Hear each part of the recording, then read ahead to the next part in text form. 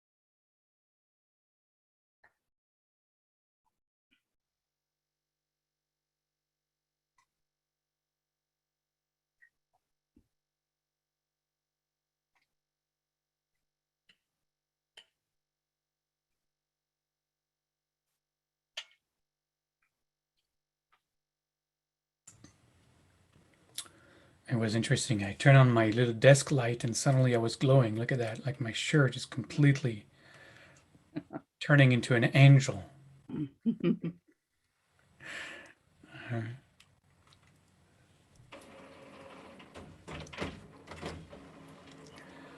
Glowing from the meditation, of course. All right, I think we're about ready to go. I'm sure there'll be a couple more people who might still join us, and I'm gonna keep an eye for um, people knocking at the Zoom door. Um, but I think, yeah, I want to get started. Um, this is going to be very different, obviously, than the several hours we've spent together in meditation. This is more of a workshop, and I'm going to be inviting you to do some journaling and writing. So, make sure that you have whatever you need to do that. There will be, if all goes well, there'll even be a PowerPoint presentation. I mean, it's just amazing things that can happen. So I will be sharing my screen and we'll be working from there. So we have a lot of ground to cover, and I'd like us to get started. And as always, we'll open and close our time together with Threefold Shalom Chant, resetting the sacred energy that connects us in this space without space, in the virtual reality we've been living in for over a year now. Virtual realities within virtual realities.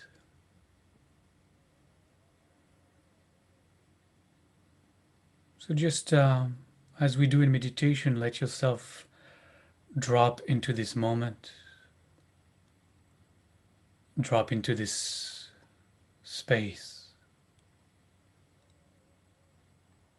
And you know how to do that.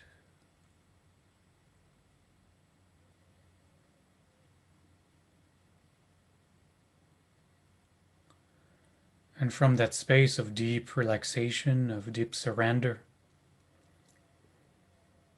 I invite you to take a breath, if you so choose, to chant Shalom with me. Shalom.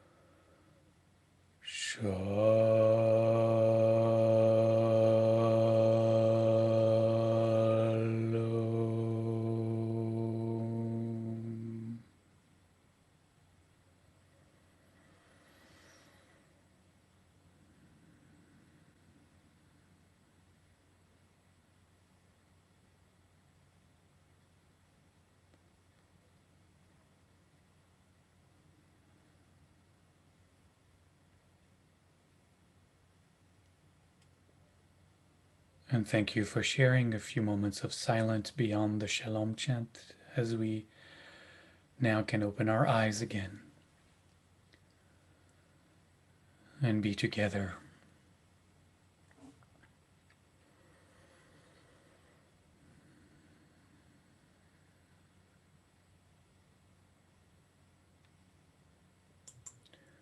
So where is Sinai?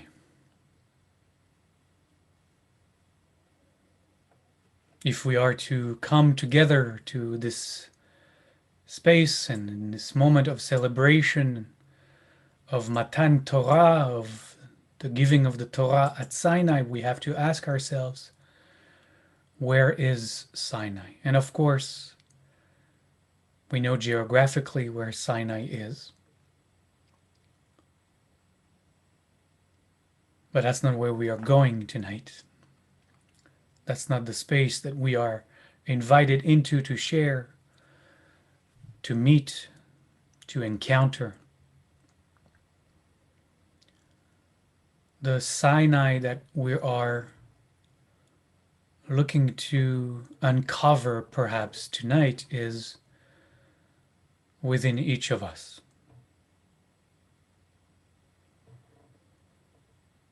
The story of the Exodus and Moses and the people of Israel following Moses to the foot of the mountain. The story is a myth, is a symbol, a metaphor which relates seemingly on the outside what we are invited into on the inside. The mountain itself is a symbol as well. And even in the story, the symbol of the mountain and of the revelation that happens, we grabbed it in the story. We took the mountain with us in the deserts through the wanderings that followed that moment of revelation. We took the mountain with us. We boxed it in the tabernacle, the portable temple that we transported, that we carried with us through our journey of wanderings. We took the mountain. We took that moment with the tablets, the stones that Moses brought from the mountain to us, and we symbolically have been carrying that mountain with us, not just through our 40 years of meanderings through the wilderness, but really up until this moment. It's like we have been carrying Mount Sinai on our backs since the dawn of times. Because the mountain is an inner symbol, an inner reality. It is symbolic of a meeting with the ineffable, of the meeting with the impossible, of a meeting with that which transcends so far beyond anything the mind could comprehend, that that we had to make it smaller. We had to make it into tablets of stone tablets, into a tent. We had to house it in a tent. We had to make it so that we could travel with it. And that tent, which is called the tent of meeting, within the space of the tabernacle, of the portable temple, is the place we need to step into tonight.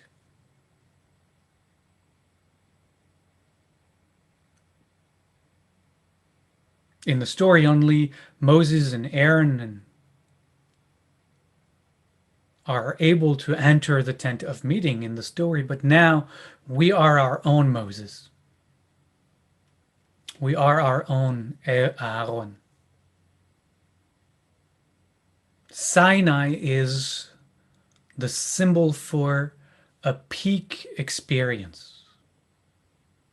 There are so many mountains in so many traditions, of course.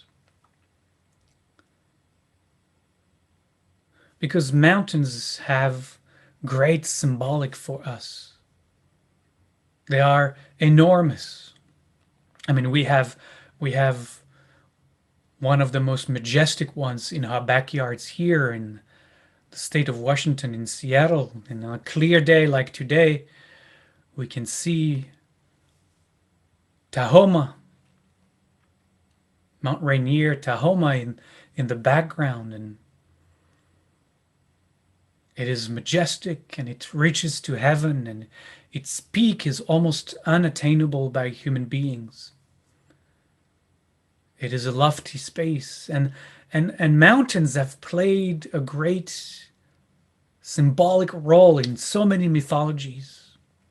Ours is Sinai, a peak in consciousness. You know, when we have a peak experience, it's not a mistake that we call it a peak experience. Sinai is that peak in consciousness, that peak of awareness. A moment that is met in the inner tent of meeting. And I'm mixing my metaphors here because it is all there in our tradition and the richness of that story. So it is a peak experience that we carry around within each of us. But we carry it around in potential, in potentia. Because it is a peak experience, a peak that we cannot reach from a place of Mitzrayim, a place of stuckness.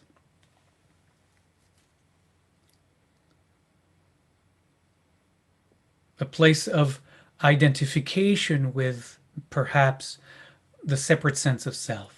We have to leave Mitzrayim. We have to get out of our place of stuckness, of our mochin de katnut, our small-minded consciousness, our narrow consciousness, and travel a great distance to get ourselves to the foot of the mountain, that we may be able to experience revelation.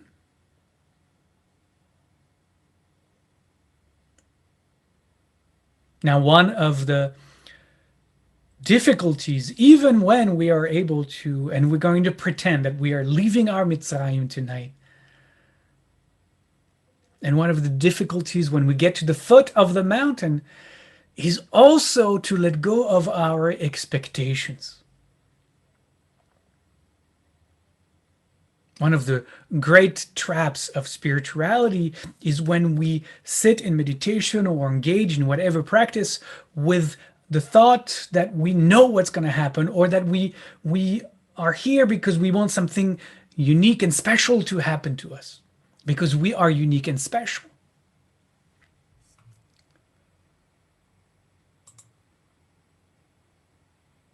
So of course we want We want the magic. We want the thunder and the lightning. We want, like in the story, the mountain shaking and the earthquakes, and we want all the pyrotechnics. We want a whole show. But if we come with that notion to the moment that we are closing ourselves up, we're back in Mitzrayim. We're back in a narrow place of consciousness. So we have, in fact, to let go of our expectations. We can't come to a moment of revelation with preconceived ideas about it, because that will prevent us from experiencing whatever is there for us to receive. And by the way, to receive in Hebrew is Kabbalah, because Kabbalah is exactly what it is about. What this moment is about is what we receive from a transcendental revelation. And the process of Kabbalah is to create the container to receive exactly that. Now, our tradition tells us that revelation doesn't happen all at once in one place at one time and it's over. Our entire tradition is built, in fact, for the last at least 2,000 years, even more, into the continuing unpacking of that moment of revelation. The image, I don't know if it's still relevant, but maybe some of you know, that revelation is like it's delivered in a zip file. We don't use zip files anymore. But there used to be a time when we need to compress, we wanted to send a lot of information, different documents, but it wouldn't go through, the narrow bandwidth of email at the time. So we had to compress all of those documents in a zip file where you could send the zip file, and then the person on the other hand, on the other side of on the receiving end of it, would open the zip file, and then all the documents would come pouring out of that file. And we have been opening that zip file, each and every one of us in every generation, more and more and more. And each of us has received that zip file, and each of us is responsible for the file we received. Each of us, in fact, is, in our tradition, invited to contribute. And it's very important. Everyone is invited to contribute to the unpacking farther and farther of the moment of revelation.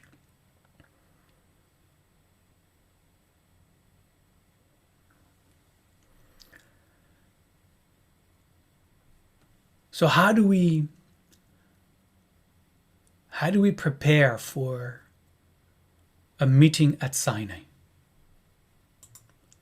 How do we prepare for an experience of revelation? Some might say it would be good to have a few hours of meditations prior to coming together to do that. Some might say it might help. And I hope that the day that we shared together is going to allow you to experience this moment from that place. Because the question is always the same. In a moment of revelation is, how do we become present? Because revelation is always happening.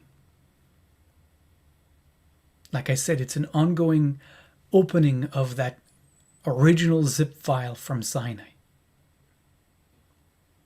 And the question is, can we be present enough, be available enough to receive it, to partake in it? And one of the ways we do that is by, really for this evening specifically, to set an intention. I know we did that for the meditation, and maybe you want to carry that over from the meditation to tonight, but I'd like to invite you to take a piece of paper and a pencil or pen and think about your kavanah, your intention for tonight. Maybe I can give you a few pointers to think about as you brainstorm, or close your eyes and look inside to see what is yearning to be shared tonight for you. So just random few questions maybe to help trigger some thinking. What does one bring to Sinai?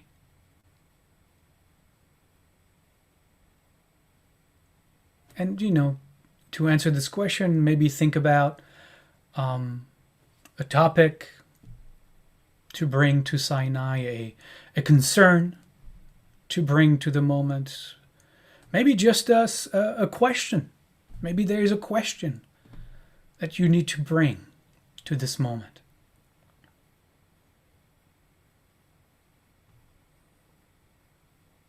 So I give you a minute or two maybe to jot down some notes around that, to think about it as part of your intention, or as part of helping you figure out your intention. I don't know.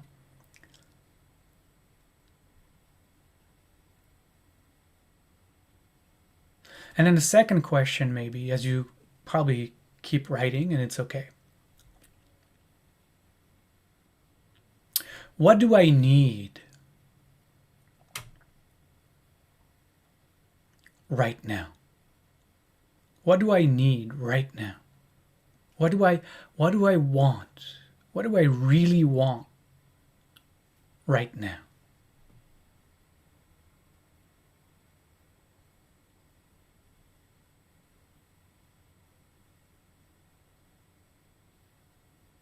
And take a look deep inside to see what that question might bring up. What do I need right now? What do I want in this moment?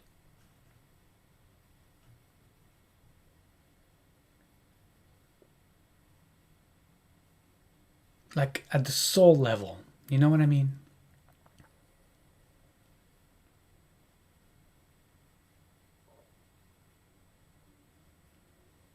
Now maybe that helped you kind of shape an intention for yourself. I'm going to give you a few more minutes to write, maybe a couple more minutes.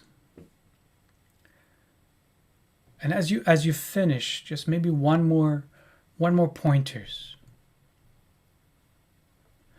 What would it feel like? What would it feel like to have that intention fulfilled? It's very important when we write an intention to engage also the emotional body, not just the mind, but also the heart. What would it feel like to have that intention fulfilled? And I'm going to give everybody 5 minutes. And if it's not enough, just let me know.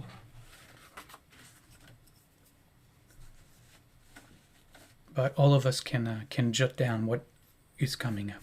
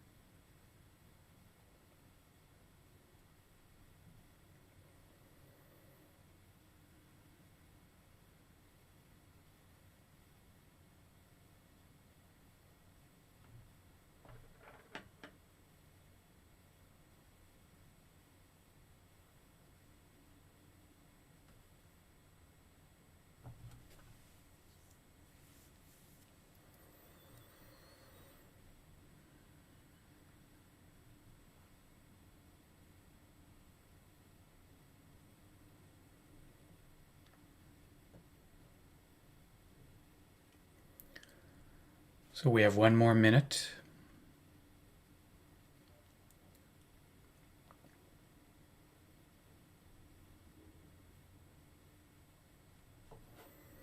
And it's okay, if you can't figure it out right this moment, just let the evening together reveal to you perhaps what you don't know. And like I said also when we started with the meditation practice, maybe your intention is not to have an intention.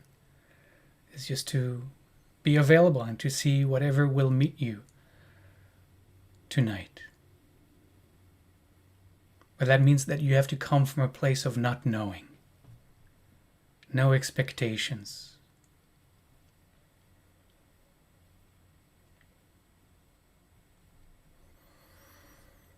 Okay.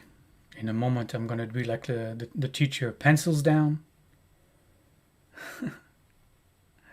All right, here we go. Pencils down, indeed. So now, I have a bowl. It's the one we've been using for the meditation. And in this bowl, I have 10 pieces of paper. As you can see, they have numbers on them. My intention,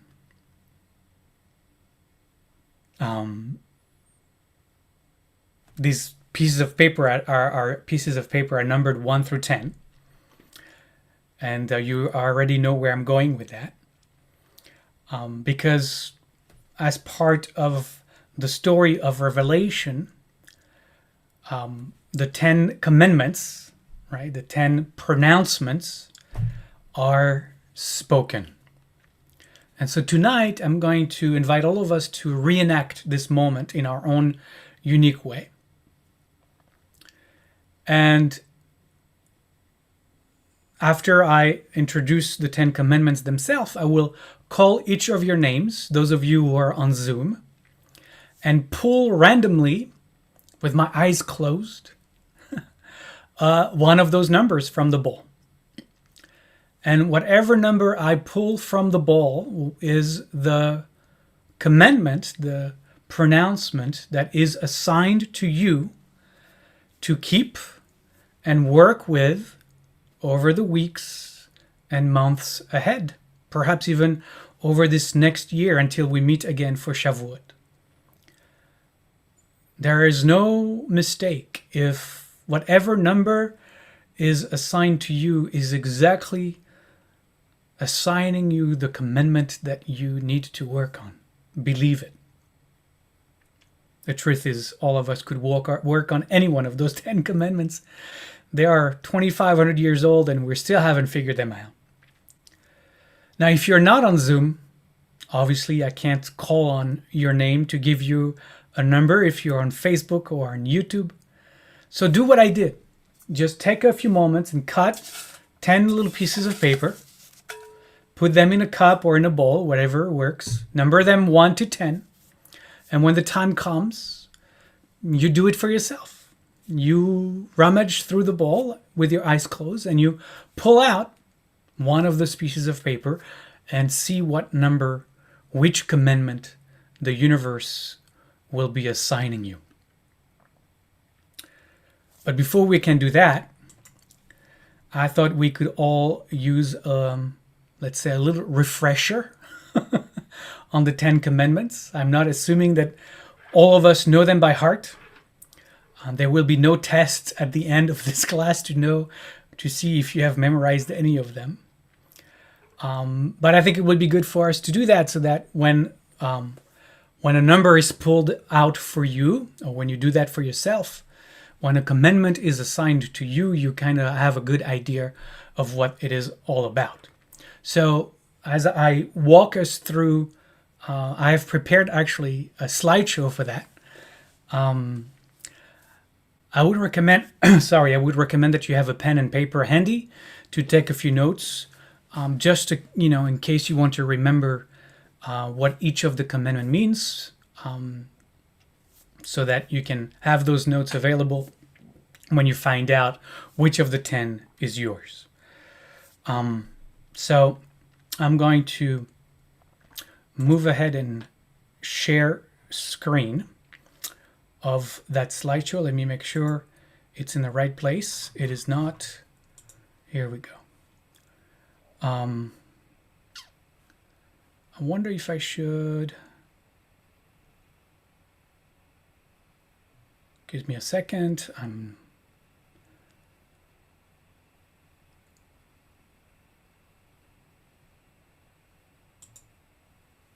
Okay, that's not going to work. So we're going to do it that way.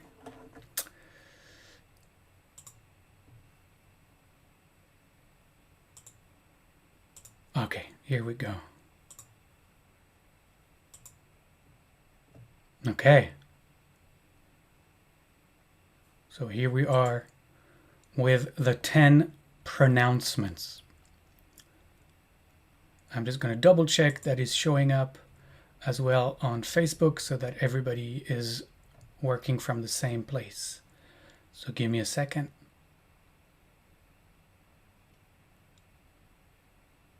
Yes. Okay, very good. All right. So just to refresh our memory, what are... That's not what I wanted to do. What are the 10 pronouncements? First one. Maybe I can now do this. All right, let's see. First one. I am Yud-He-Vav-He Elohim, usually translated as the Lord your God, who liberated you from Egypt. 2. You shall have no other Elohim besides me. No other God besides me. 3. You shall not use God's name in vain. 4. Remember the Sabbath day and keep it holy. 5. Honor your father and mother. 6. You shall not murder. 7. You shall not commit adultery.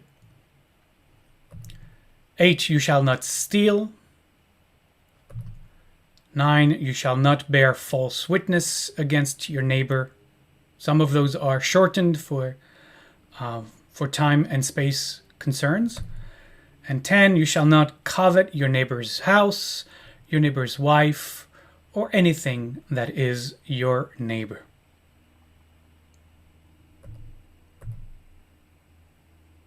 Now, here's the picture of the famous Moses with the tablets so that you can know that this was taken 2,500 years ago and you can be sure that I'm telling the truth.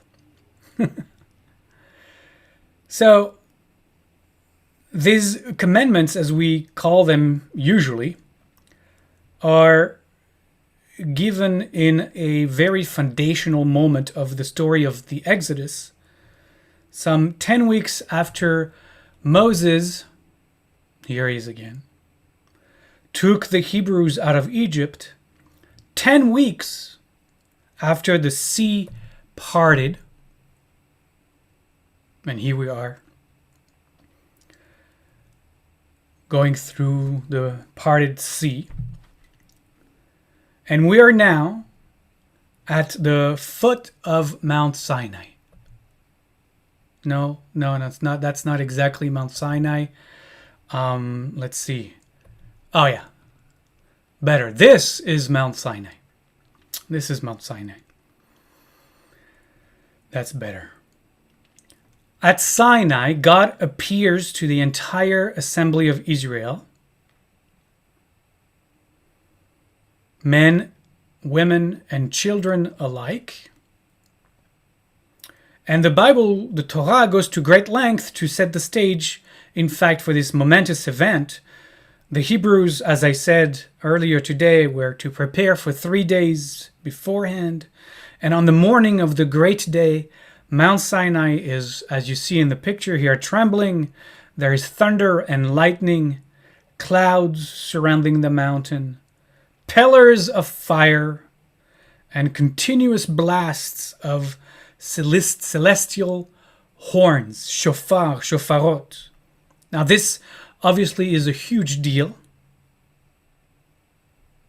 I mean, God himself is about to descend from heaven to appear to all eyes gathered there, and to tell us and all of humanity this one time, once and for all, now and forevermore, the 10 most important spiritual principles that there can be. I mean, God does not just appear for no reason. This must be the most important communication that if God was ever to appear to humanity, God would want to transmit. This is clearly the most powerful, most incredible moment in the history of mankind. No doubt.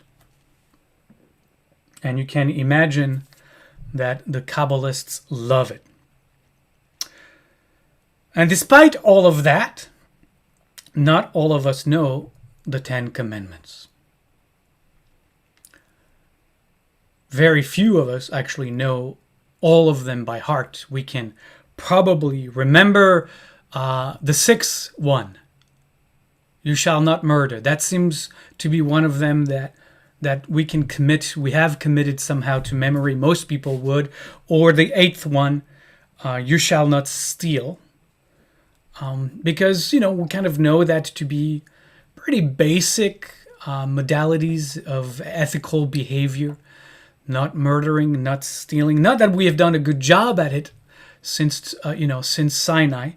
Quite the opposite. But, they are there, and, they are pretty known because they are really part of our everyday life.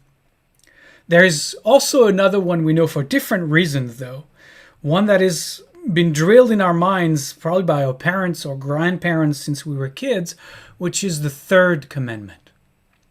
You shall not use God's name in vain. Here, I'm going to put it right here.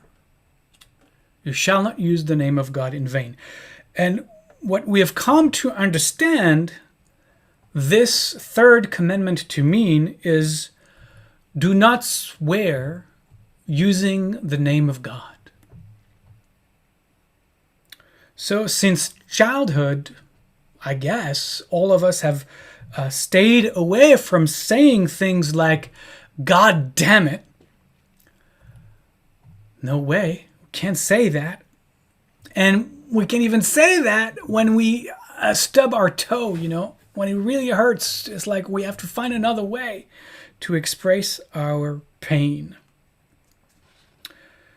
And so since, this is one of the most known of the commandments, I think it would be a good place for us to start and then walk us through the rest of them.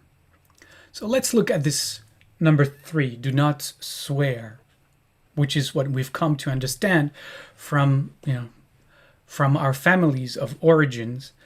Do not swear using the name of God. That is what we have come to know. Now, I have a simple question for you, because I'm gonna assume that you're smart, rational, intelligent people. Let's imagine that this moment of revelation at Sinai really happened. Let's imagine for a second that it really happened, okay?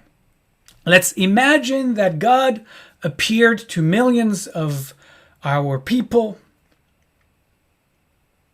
That one time in the history of humanity, in the history of the world, that in fact God showed up, that the mountain was really trembling, that there really was thunder and lightning, columns of fire, and in this terrifying and awesome moment, God came down to tell us the 10 most important things that God will ever tell humanity.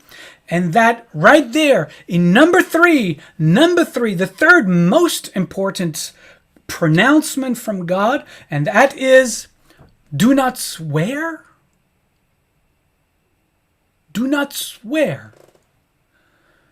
Do not swear. Really, I mean, can we imagine? Don't say God damn it. That's really the third most important thing that God really wanted to communicate to humanity at that one moment, that only moment that God ever appeared to humanity on earth. I don't think so. I don't think so. The reason we understand the third commandment this way is because we have absolutely no idea what it means. We have no idea what it means. No, we don't. We just don't. That's the way it is written in the Torah. You shall not use God's name in vain. You shall not use God's name in vain. Now, looking at these words, the mystics, the Kabbalists, will immediately point out that there's a major problem with this sentence. I mean, if we're not to use God's name in vain, what is God's name? I mean, if we're looking for God's name, then one thing is certain: God's name cannot be God. I mean, right? You shall not use God's name in vain. Clearly, God is not the name of God, which is already a kind of a paradox. So we are going to have to look in the Torah for a place where we might in fact learn what God's name is. And this search will bring us to go back, in fact, a few chapters in the book of Exodus, and to the episode of the burning bush, where Moses, here he is again, has his first encounter with God. Now, if you remember the story, Moses was a shepherd who was traveling with his flock when suddenly he sees a bush that is burning, yet is not being consumed by the fire. So what Moses does is that he draws near, he comes closer to this miracle, to take a look at this wonder. And then, if you remember the story, from within the bush, or if you've seen this movie, from within the bush comes booming the voice of God. Moses prostrates himself, as you see on this picture, to the ground and takes off his shoes. And long story short, God orders him to go back to Egypt and to free his people from slavery. But Moses is not really cool with it. Moses has a lot of issues with that. He's really not sure that he's the right guy for the job. In fact, he thinks he's not. He thinks he's just going to be the wrong person hired for the wrong reason. He believes that the people won't believe him, even if he goes. And if he tells them, that he's come to free them, that it's time to leave Egypt, he's afraid that people are going to see through him and that they're going to, laugh at him. At least he's wondering and he's thinking they're going to ask him 1,000 questions and he won't have any of the answers. And that's terrifying him. And so he's really resisting the whole thing. And one of the questions that is telling God he's probably going to be asked is, who has sent you? They're going to ask me, who has sent you? Like, if you come here on behalf of the God of Israel, right? They're going to ask him, so what is God's name? What is his name? What is God's name? And Moses is like, I want to have an answer. What am I going to tell them? God, help, And God answers very straightforwardly. Tell them the God of your forefathers, Abraham, Isaac, and Jacob, has sent me. Tell them that. Tell them the God of your forefathers, Abraham, Isaac, and Jacob, has sent me, and that should do it. But Moses replies, no. Then that's not going to work. They really want to know your name. They're going to ask me, what's your name? By the way, that never happens. In the entire story of the Exodus, Moses is never asked that question. So, nonetheless, he's curious, he wonders, and then God tells Moses, Ehyeh asher ehyeh, I am that I am. Tell them, I am has sent me to you. This is my eternal name.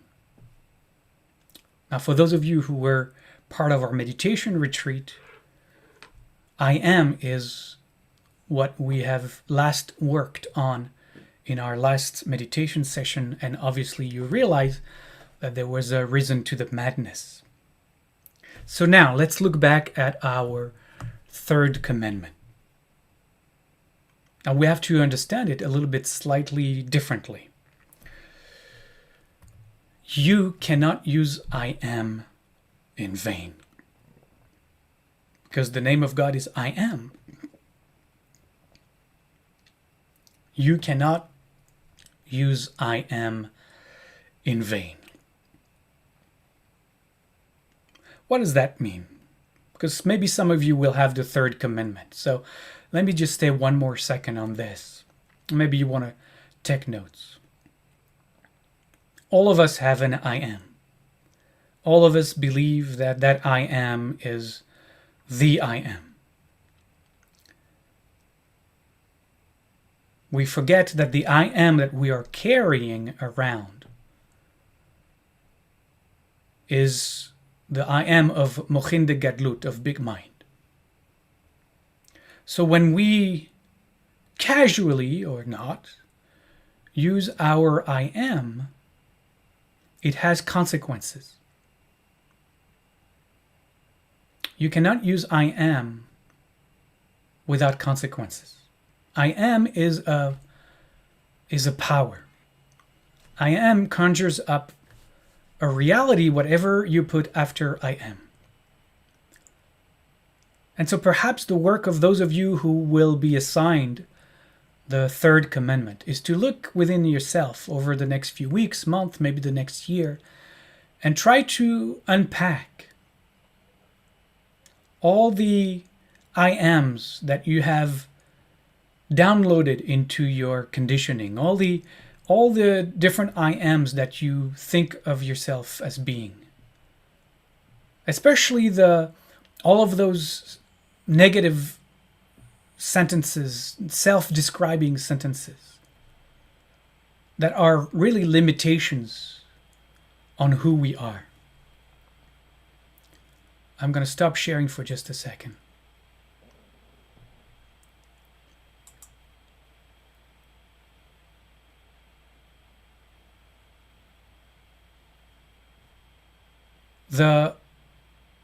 All of us hold within ourselves sentences that either we have received from our upbringing, our environment, that have defined us. I am this way and not that way. I'm not this way and I'm not that way. I am not smart, I am not good at this, I am not, whatever the I ams that have defined this separate self, this identity, whatever we have make believe is true about us. The third commandment invites us into an inquiry into the nature of all of those I would almost say, commandments that we have surrounded ourselves with, that we have really stuck ourselves with. Some I am sentences about this separate sense of self might be helpful, many are not. And so the third commandment is, in fact, an invitation to look deeply at all the I ams that have come to together put this clay person that is your separate sense of self, your little I am, together, that are constitutive, that are part and parcel of this totality of who you are. You know, this I am that is unable to change, because you know what? I'm not changing. I am what I am, and you have to take me as I am, and I am exactly the way I am, and this is it. Right? We get into those defensive modes, right? We want people to take us for who I am. Well, but who are you? What is this I am that is I am-ing every moment? And what is it made up of? What are all the sentences that we have downloaded as part of ourselves? All right, I'm going to keep going now. So I hope you took some notes for the third commandment. And it's interesting that, you know, the third commandment now connects us to the I amness of the divine, because that connects us directly to the first commandment. See, it starts here with I am. I have bolded it here a little bit in the slideshow. And we have, simply translated here as I am the Lord your God, the eternal one who liberated you from Egypt. But there is a deeper way of reading this.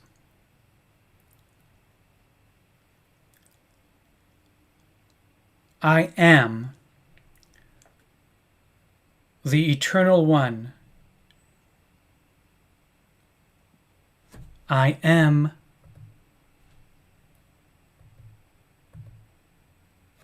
that formless, that first commandment. I am. So we're unpacking what Yud-He-Vav-He and Elohim actually means. So I am, Yud-He-Vav-He is the formless. Elohim is the form. So I am, the divine is saying in that first commandment, I am both formless and form. I am transcendent and immanent. Right? Again, Yud-He-Vav-He, YHVH, transcendent, Elohim, immanent. I am that which is completely transcending of all space and time, and I am all space and time at the same time. What else is the divine saying I am? I am nothing, manifesting as everything. But that's not all, because there is a second part of the commandment. I am a liberating force from your life's Egypt. I am a liberating force from the enslavement, the constriction, the narrowness of the little self, or the little I am. See, the big I am is the liberating force from the enslavement to the small I am. That I am that we think that we are, that we believe we are, that we have convinced ourselves we are. And so that first commandment is inviting us to really to wake up, to move from little I am to this I am, to awaken. Now, on a scale of 1 through 10, that's a first commandment worth appearing for. As far as, if I was God, and that was the top thing that I was going to say to humanity, that would be the thing to say. Not only am I the formless, the transcendent, the nothingness, but I'm also all form. I have also all creation. I am everything. I am everything and nothing. But that's not it. I am also that force within you, that impulse within you, that seeks to know truth, that seeks to break free from the suffering, in fact, that being stuck in an ego self brings about. Because from the place of the narrow self, all we experience is suffering.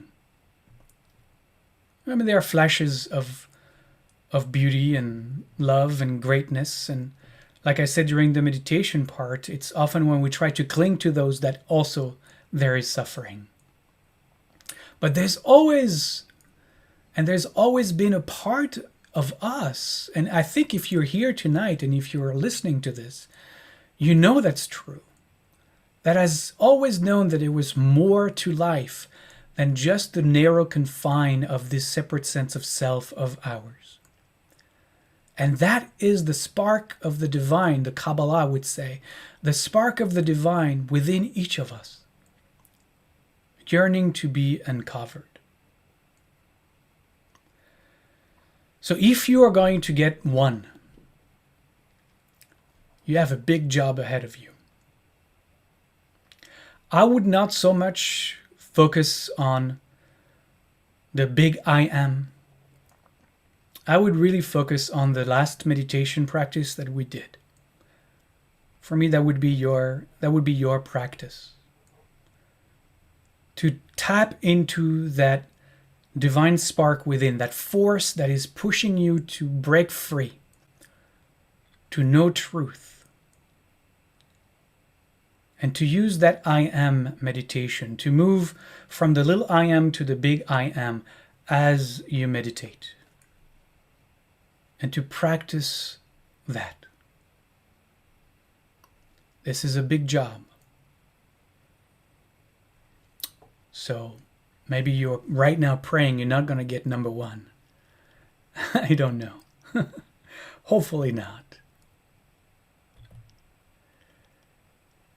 All right.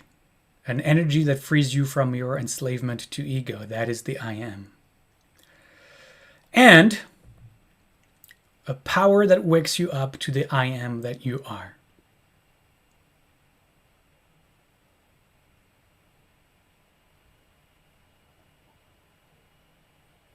And part of this practice as well is to know that this I am that you are is also the I am that everyone else also is. That to know the divine presence in every being, in every place, in every moment.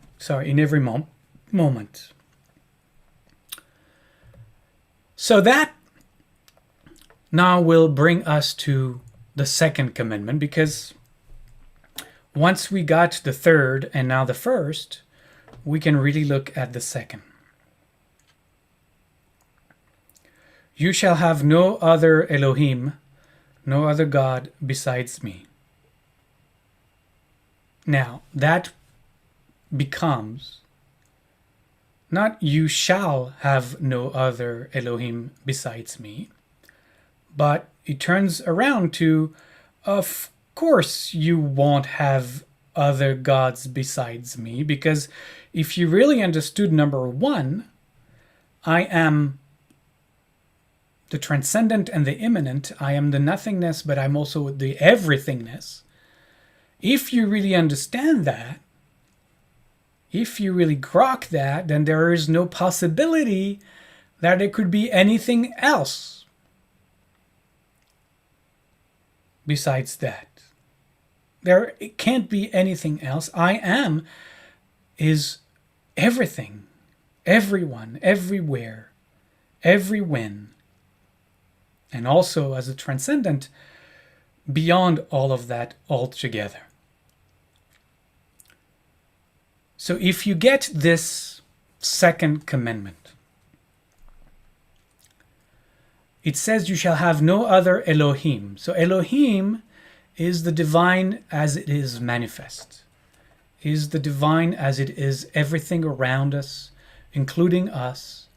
But everything your senses come into contact with, and I'm gonna come back here for a moment.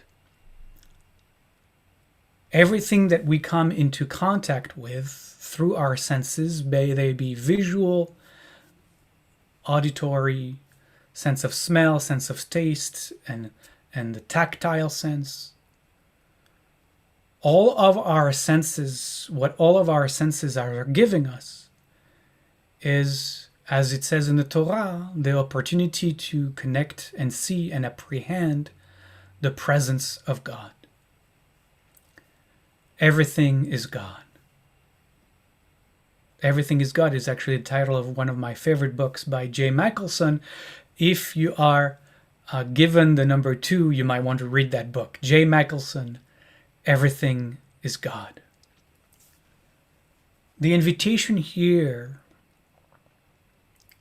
is perhaps to use the mantra that we used this past week in our daily meditation practice, which is, and there are many different, but I dwell in the house of the One. That's it. I dwell in the house of the One. And it's a mantra that is meant to evoke, in fact, that all around us, as well as ourselves. Because when we say I dwell, right, it's the I am that dwells in the house of the One. The I am, the transcendent I am, also dwells in this body. That is also the house of the One. So all ourselves and the world around us is the house of the One. One that Reb Nachman of Bratslav used as an alternative for the practice of the second commandment is Shiviti Adonai Lenegdi Tamid. If you get the second commandments and if you don't know how to spell all of those, just drop me an email and I will send you your practice. Shiviti Adonai Lenegdi Tamid. I place the divine before me always. I place the presence of the One before me always. Again, it's all a modality to awaken to the Elohim, to the Elohut, to the divine presence everywhere, to know the miracle of each moment, to know the sacredness of each encounter, of each bite of food. It's a deep practice of mindfulness. You know, when you do the dishes, all the tactiles, everything, to really transform your world from a mundane consciousness to a sacred consciousness, to make your world and your life sacred. That's why it's the second commandment. It's huge. Again, I mean, those who get the first few commandments, 1, 2, and 3, really those are the most difficult. But, you know, if God is going to appear and give us a hierarchy of the 10 most important things, 1, 2, and 3 are probably going to be right up there. And so they are, in fact, challenging, and they ought to be challenging. All right, let's go back to a little slideshow.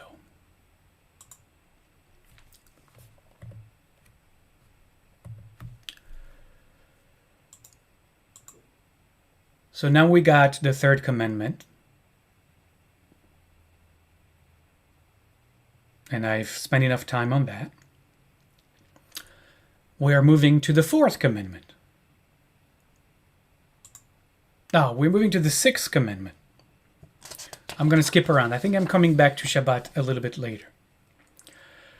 The most known of all the commandments, perhaps. You shall not murder. We'll start, we We did the top 1, 2, and 3 on the first tablets of the law. Now we're switching to the second tablet. Top of the tablet for you. You shall not murder. Now, if we understand the first commandment, it's not you shall not murder, is you will not murder.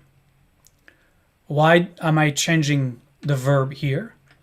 Because if you understand the first commandment, if you understand that everything and everyone and the second commandment, by the way, the second commandment as well, if you understand that Elohim expresses through everyone and everything that is an expression of the divine manifest, then you will not murder. It's just not, if you really get that, then you will not murder, because who are you murdering?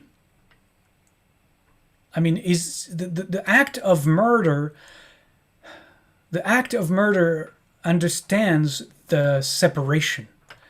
It comes from a place of deep separation. It comes from a place of alienation, in fact. We only can murder anyone if we have completely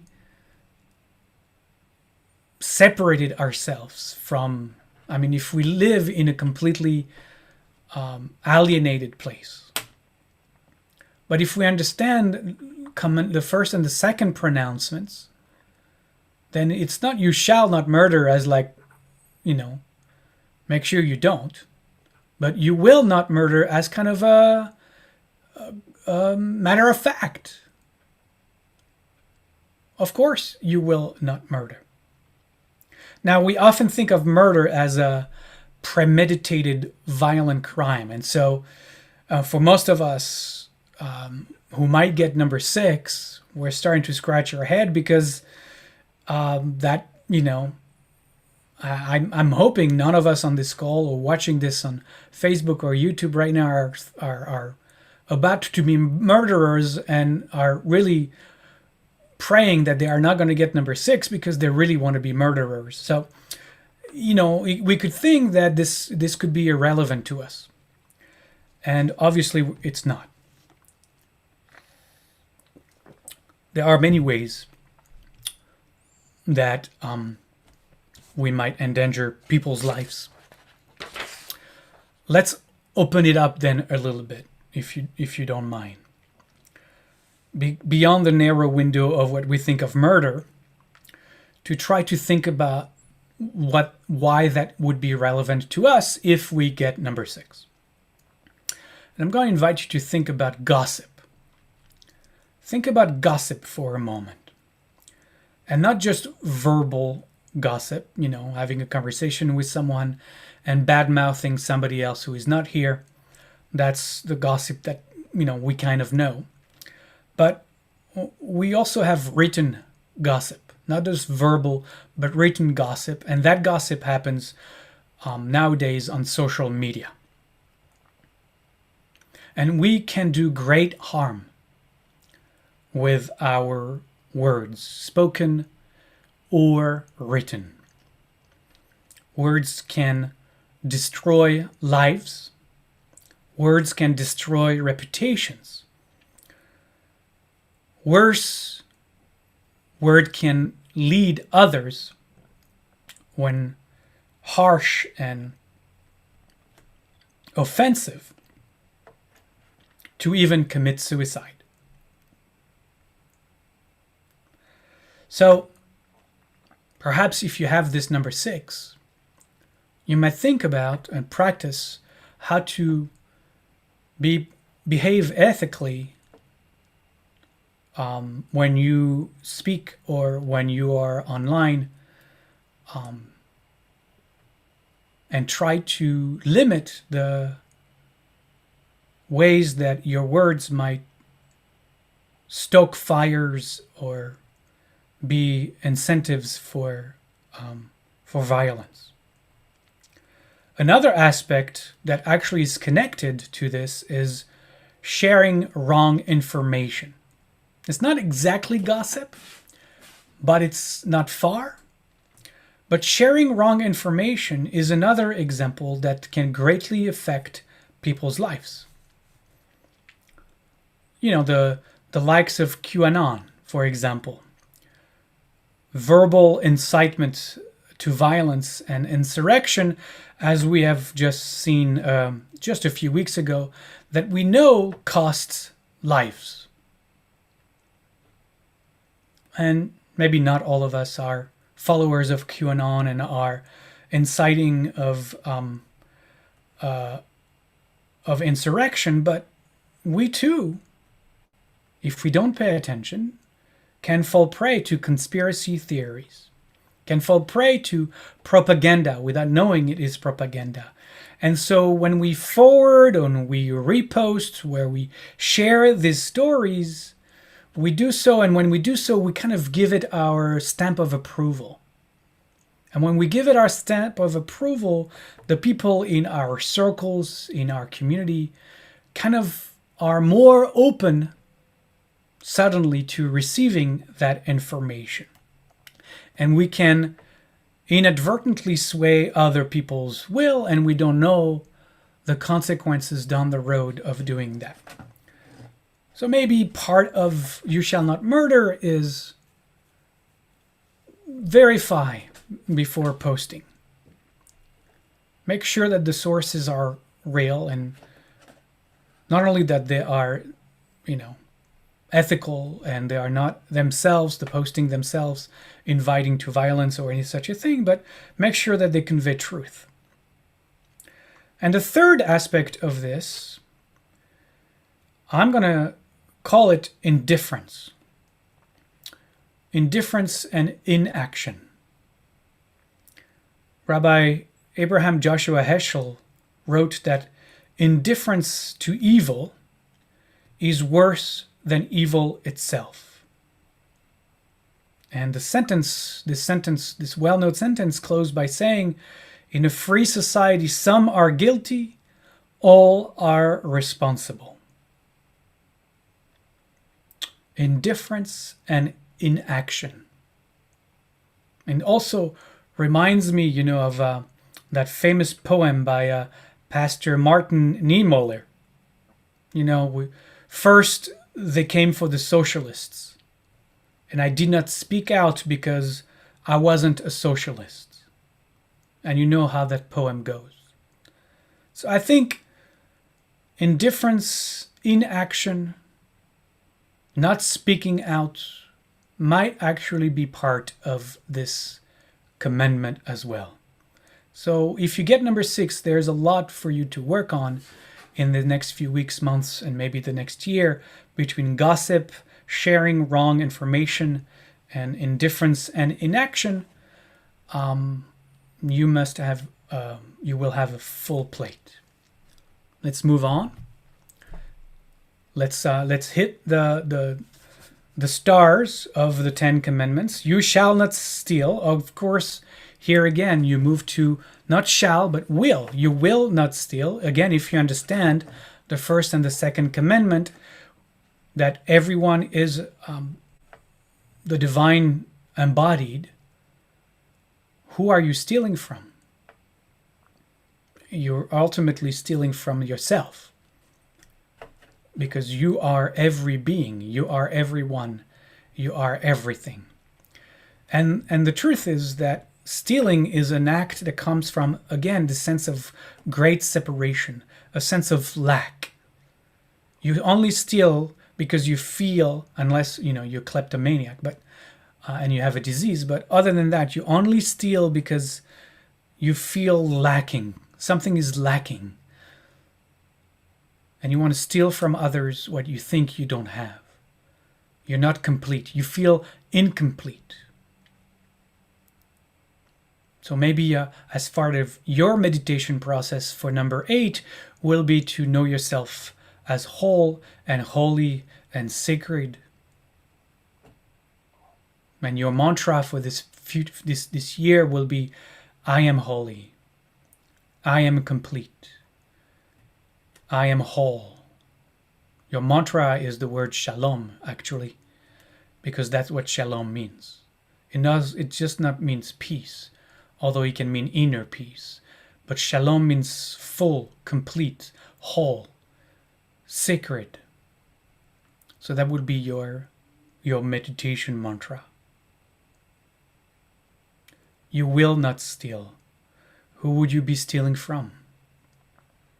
Now, like for murder, I'm gonna guess that few of us have plans or are in the habit of stealing, grabbing stuff from others that don't belong to us. I would hope that none of us engage in those kinds of behaviors anyway. So we might also be scratching our heads and thinking, well, how does that relate to me? Let me ask you a question. Is there any book in your possession, or anything else for that matter, that someone loaned you some time ago that you never returned? Have you come across any lost property that you found and kept? What about this, like in the Monopoly, banking errors in your favor? Or the cash register person who makes mistakes and gives you more change back than actually was warranted. Did you keep the cash? Did you call the bank to tell them? And look, maybe that's what's going on for you in your mind. How we rationalize it, right? How we rationalize stealing. Well, the bank, it's a big company. They have millions of dollars. They're not going to miss, the $100 that they mistakenly added to my account. And, it's fine. Nobody will suffer from that. We rationalize. We give ourselves a pass. We let it go. We find excuses. We make it okay. What about intellectual property? Have you never used someone else's teaching and then pretended it was yours without giving due credit? That's something that is hugely frowned upon in among the rabbis. Always quote your sources. Don't steal anybody else's teachings or material. It's very important. Now, you can think of all of those. I'm hoping you're jotting those down. Jewish tradition, I'm going to add to that, Jewish tradition includes in this category of you shall not steal, buying stolen goods, or even just profiting from stolen intellectual property. It includes drawing excessive profit in business. It includes charging too high an interest rate. And fascinatingly, it also includes deceptive behavior that would cause someone to lose their self-esteem. Think about that. Deceptive behavior that would cause someone to lose their self-esteem. It's like the rabbis understand that causing someone to feel less than, for example, to feel inadequate, to feel lower than you, right, is like stealing their self-esteem. Stealing their self-esteem. They even go so far as saying that not returning a greeting in an appropriate way is considered stealing someone else's goodwill and care. Fascinating. So I hope you took notes, because if you get number 8, also there's a lot of work there to do. Let's keep going. We are halfway through, guys. Number 10, you shall not covet your neighbor's house, your neighbor's wife, anything that is your neighbor's. What could your neighbor have that you don't already have? In the sense that your neighbor and you are one. Whatever your neighbor has, you have.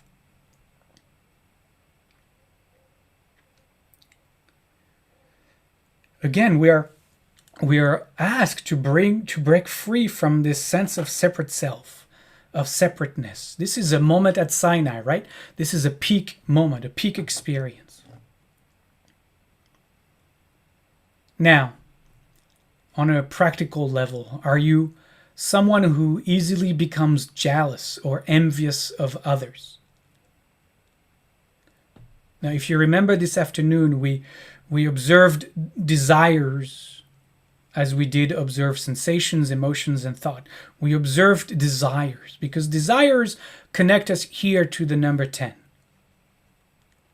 And as I said, desires are an unavoidable function of the body-mind. And I often think of Psalm 23 in this case. You know, when I give the verse two different kinds of meaning in English. It starts, "The Eternal is my shepherd." I'm going to stop the share so we can see each other. "The Eternal is my shepherd, I shall not want." So on one level, connected to you shall not covet anything, you shall not want. In the sense that there is nothing missing. Right? I shall not want in the sense that the one fills my life already with all that I need. I have all that I need. I lack nothing. I lack nothing. I want for nothing. Only the mind is looking for what it doesn't have. It's always wanting what somebody else has. But this consciousness that this 10 Commandment is inviting us into is not so much a consciousness of abundance, but a consciousness of enoughness. Dayenu, right? The famous Passover word. It is enough. You know, in the song, Dayenu, God gave us this, and then God gave us even that. And that would have been enough. But then, no, that's not. God gave us even this on top of that. So that would have been, Dayenu, that would have been, but, you know, and the song keeps on going, how much we have, in fact, been blessed with so much. Maybe your practice, if you have the 10 Commandments, is to count your blessings, to know how much you have, that you lack nothing, that you have all that you need. Now there is a different way of listening to the English, I shall not want.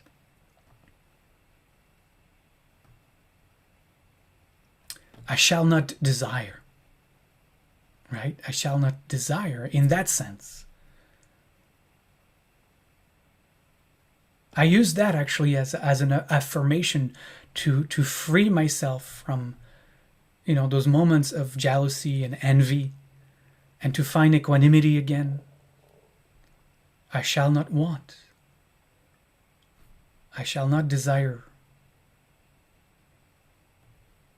And this is related to the practice of equanimity.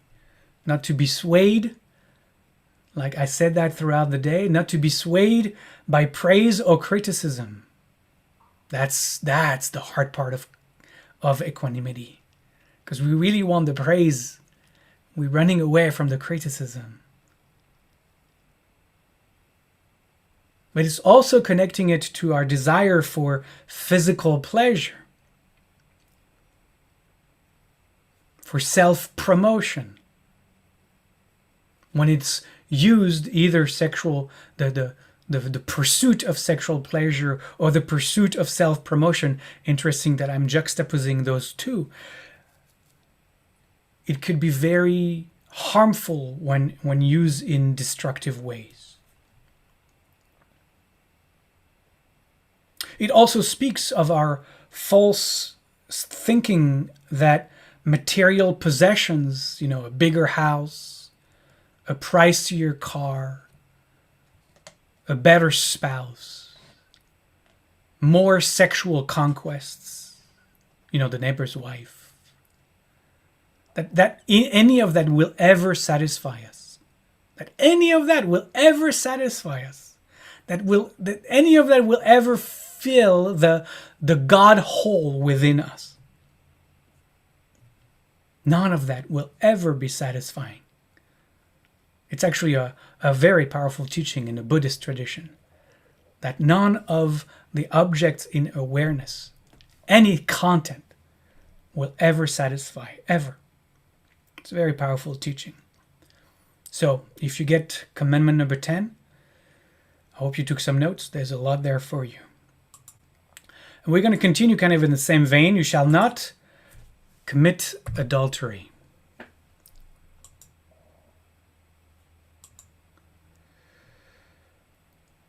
Again, maybe not something truly relevant in our lives. Some of us are not even married. So clearly this is got to be taken at a different level. So in a broader context, it's really talking about any violation of the sanctity of a relationship. Let me repeat that if you're taking notes. Any violation of the sanctity of a relationship. If you are in sacred relationship with anyone, this commandment means that you would be violating that sacred bond between you. And again, it doesn't have to be in the context of marriage. Any relationship that is sacred to you is in fact included. And violation of the sanctity of that relationship all include dishonesty, it includes abuse, it includes neglect, it includes indifference. Both from the context of marriage, of course, but also in that of sacred relationship in general. Anything or anyone that would facilitate also, our tradition is very interesting. Anything or anyone that would facilitate adultery or betrayal of a sacred relationship is also following the Yetzer Hara, is guilty of quote-unquote adultery, right? It's not just the person doing it, it's anyone that would, whisper in somebody else's ear to break a sacred bond, whether with a friend because you're jealous of that friendship or with a spouse. So I was thinking, looking at that, preparing for today, I was thinking that the website Tinder is a completely anathema. It's the most sinful thing because, well, Tinder is guilty as charged. I'm not going to get into the whys. You'll figure it out. But this also speaks as well to our ability to honor terms of agreements and contracts, not just between married couples or our relationships, our sacred relationships, but also in our everyday life, right? All the little agreements and contracts that we make, not just the one that we sign on the bottom line, but the little agreements that we have between us in the world in which we live and the people we surround ourselves with. There are sometimes even unspoken agreements and contracts. Are we respecting them or are we betraying them? And that goes for people, that goes for organizations, that goes for businesses, and so on. Next is you shall not bear false witness against your neighbor. Here, if you take notes, and I'm going a little faster because I'm checking the time and it's already 10 o'clock and I want to give us some time to do the little lottery thing. Repeating hearsay. So that connects us with you shall not murder, actually. It's very interesting. In our tradition puts so much emphasis on Lashon Hara, on the evil tongue, that it is connecting murder with evil tongue. Repeating hearsay, unverified third-party reporting, all that falls under this prohibition. And again, this is important for us in the age of social media. The Torah actually commands us in Exodus chapter 23, verse 7, so a different part of Exodus, keep far from a false matter. Keep far from a false matter. So that means as well that you, as far as Jewish tradition is concerned, you cannot stand in defense of your best friend for untrue purposes. Just because of your loyalty to your friend. You cannot do that. You cannot do that because that could cause great damage to the person you are, in fact, testifying against by defending your best friend. And this also includes mockery, slander, obviously, denigration, public insults, and even self-righteous reproof. Even self-righteous reproof. All right, the last two. And I'm going to start with honor your father and mother. And I'm going to be quite succinct, but honor your father and mother obviously has something to do with your father and mother on one level. But for some of us, those relationships are challenging and difficult. And sometimes honoring our father and mother is having healthy boundaries around them. That's one aspect. Hopefully, most of us have healthy relationship with our fathers and mothers. For some of us, healthy boundaries is we honor them. It's okay. But I want to talk a little bit of something more deeper than that. When the Torah speaks of honoring your father and mother, it talks about our ancestry. Because we carry within us, in our DNA, all the generations that have come before.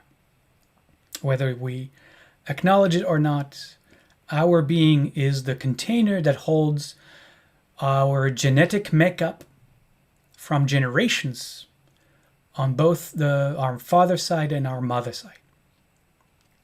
So when we say honor your father and mother, we also are inviting ourselves to take stock of all that inherited background. To look at let's call it the family baggage that we are now the last, link in the chain to carry around.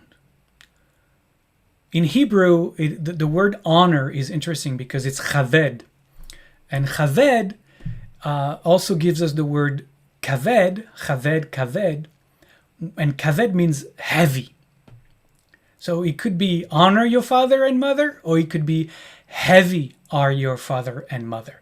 Heavy because, again, this is the baggage of our ancestry that has come and lives within us. Certain modality of behaviors, certain character traits, certain ways that we come across, certain things that we believe are true that we only have inherited from our ancestry because that's what our father and our mother believed, and therefore we believe the same. I come from a family that is very, and I'm sure in generations past, that is very patriarchal. Jewish patriarchal family. I have, whether I like it or not, and I don't most of the time, I have to be mindful that I show up from time to time in my life from this inherited baggage. And it takes work. It takes work to see how that manifests in my life. Thank God I have a really great family that points it out to me when that happens. And it happens. And I hate myself for it when it happens. Right? I wish it wasn't there. But wishing it not to be there cannot make it so.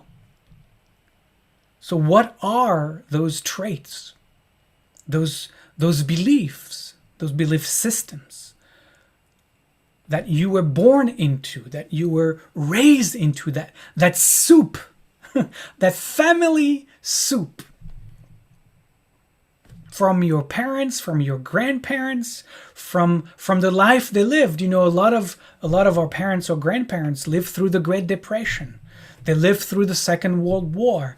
They lived through all of maybe the 60s. All of that keeps being pushed forward into the next generation and the next generation. So if you have this fifth commandment, fifth most important, right? It's really right at the top. It's in the first tablet. Anything is in the first tablet, really important. Like you are being asked to look deeply at all that baggage that you have inherited and are still carrying, and how that might in fact trip you up from time to time in your life, like it does me in the example that I gave of the patriarchal heritage that still is part of this conditioning, of my conditioning. What is part of your conditioning that you have inherited, maybe even unconsciously, probably unconsciously? That is the work that you might be invited to do with this commandment. All right, we have one more, and that one is easy, so I saved it for last. It's keep the Shabbat. Let me just do just for the fun of it. Let me just do the sharing in that. Keep the Shabbat. If you get number 4, there is nothing more to add to that. Remember the Sabbath day and keep it holy. It means that the universe thinks that you need to keep Shabbat.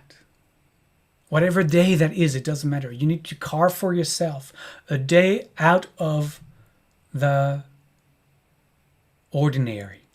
Your soul is yearning for a break, for a time to re-soul, a time to recenter, a time to ground yourself again, to really disconnect the computer, the phone, right? To do a meditation retreat almost every day, once a week. To do a meditation retreat, take a day off. You need it. The universe is telling you need it. And you don't have to follow the rules of the Shabbat. It means really disconnect. Disconnect from all the mundane thing. Maybe connect more intensely with your loved one, your friends. Take a walk in nature. Do something Shabbati, sabbatic. Do something that is spiritual for yourself. But carve a day. Carve a whole day. Find out a whole day.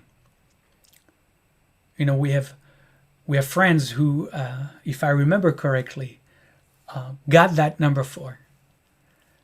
And they, at the time, worked in real estate. And real estate, the business in real estate happens in the weekend. And they got that number. They're like, how am I going to do that? And they did. And I'm not going to tell the story of all the blessings that came from that, but for several years, they put everything on Sunday. So, without further ado, I'm going to call your name, and with my eyes closed. And you, if you're on Facebook or if you are still with us on YouTube, I hope you have the time to cut all 10 pieces of paper and number them, and just go ahead, pull a number. All right. I'm hoping all of you have your names on this. They are, because you're all muted, they are in alphabetical order. So this is how it's going to go. So the person named A, you got number 1. A, you got number 1. Cheryl McPherson. Cheryl, you ready? Are you shaking?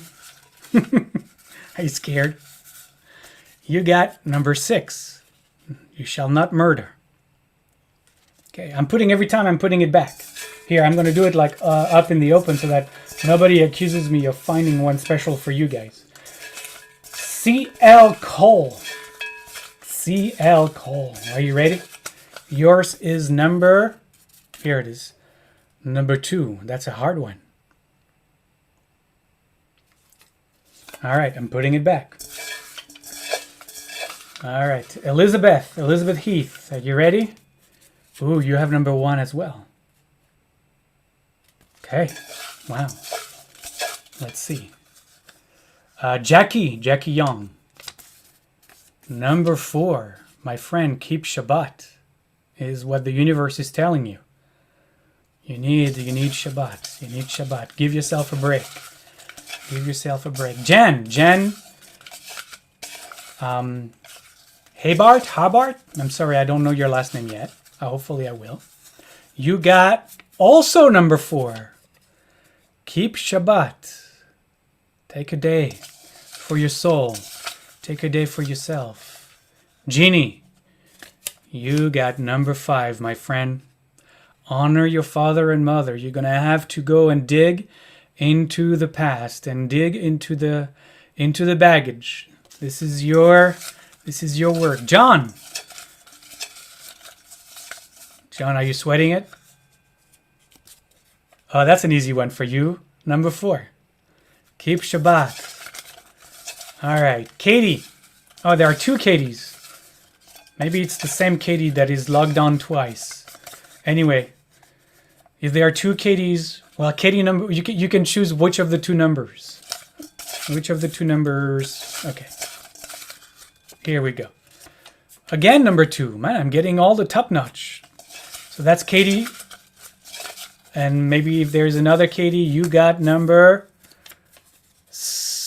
No, that's number 9. That's number 9. Number 9. All right. Finally, we get into the low numbers. Linda Morris. You got... What is that? Number 5. Honor your father and mother. Look into the past. Lynn, are you ready? Lynn, you got. What is that? Number 3. Oh, we hadn't gotten number 3 yet. Do not say I am in vain. Do not say I am in vain. Ooh, that's a good one, Lynn. That's a good one. All right, we're almost there. Shelly, you also got number 3. Look at that. Maybe you guys are using your I am in the wrong ways. Gotta be careful with that. Course correct there. Sherry Schmuddy. Sherry, you got number 1. I am. All right. Well, a lot of number 1s. Steve. I don't know whose Steve that is. Steve, you got number 5 as well. Father and mother. All the inherited stuff. All the past. All the baggage. There are commandments we haven't had. Okay, we had enough of this one. Let's go with... Oh, it's Stu Heller. Stu Heller. Number 9. I don't even have them all in front of me. Number 9. That is yours. We had enough of number 9. And last but not least, Susan Austin. Susan, you get number 7. All right. Number 7. All right, folks, I think... Rabbi, I didn't get one. Who are you? Isabel. Isabel, how did I see? Did I not? Where are you in my... Jackie, yes! Jackie, I got yours too. Isabel, you got number 6. Thank you. Jackie, I already pulled it. I think you had number 4. Yeah, you had number 4. I'm absolutely positive you had number 4. The question was, did you pick one for yourself? I got number 1. I got number 1. So, you know, a lot of work. A lot of work. All right, folks. Well, I hope this was supportive and helpful. Thanks for spending a little time at Sinai with me. You heard your commandment. You have been commended. You have work to do. And I just want to close this long day that we spent together. We're coming up on 9 hours. But it was a beautiful time. And I'm hoping you got out of it what you needed to get out of it. I don't know what your intention was. Maybe you want to look back now and check it out and see if you received what you came here to receive. And if not, just keep your intention going. We're going to close, as always, with a threefold Shalom chant. And I'm sharing that Shalom chant with gratitude for your presence and your support, and for this journey that we get to share together.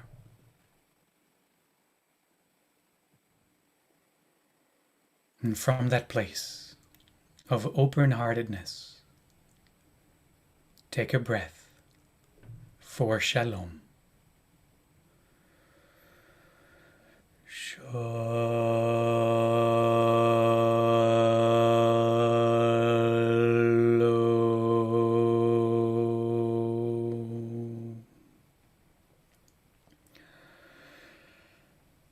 Shalom.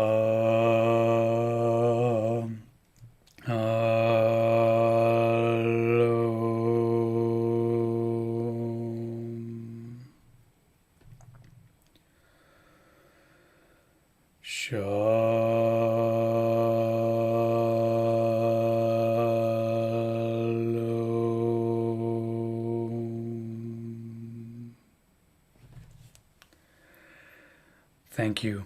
Thank you, everybody. Thank you. That was great. Thank you, Rabbi. Very, very.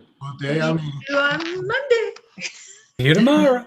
See you tomorrow. Bye. Thank you a million. Thanks, Olivier. Thank you. Thank you, Rabbi. Fantastic retreat. Thank you. Thank you. Annie. Thank you very much. Yes, wonderful. And you guys on the East Coast, go to bed. It's already 1:30 in the morning. What are you doing up? Thank you, Rabbi. Good night. Good night. Awesome. Thank you. That was beautiful. You're welcome. Yeah. All right. Take care, everybody. Chag Sameach.